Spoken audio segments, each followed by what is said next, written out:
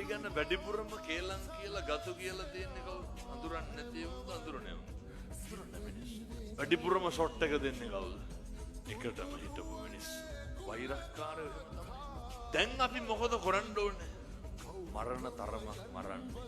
අඳුරන්නේ නැති මිනිස්සු දෙකට හිටපු මිනිස්සු. හතුරු එහෙම තමයි. අපිට ඊර්ෂ්‍යා කරන්නේ අඳුරන්නේ නැති මිනිස්සුද අඳුරන මිනිස්සු. අපිට ඊර්ෂ්‍යා කරන්නේ අපේ සමකාලීනයෝ. අපි අය මෙහි ඉඳගෙන බිල් ගේට්ස් ඊර්ෂ්‍යා කරනවා නෑ. යාර අපිට ඊර්ෂ්‍යා කරන්නේ අපේ පැලැන්තිය කෙනෙක්. ඒ මනුස්සයාට එහෙම තමයි.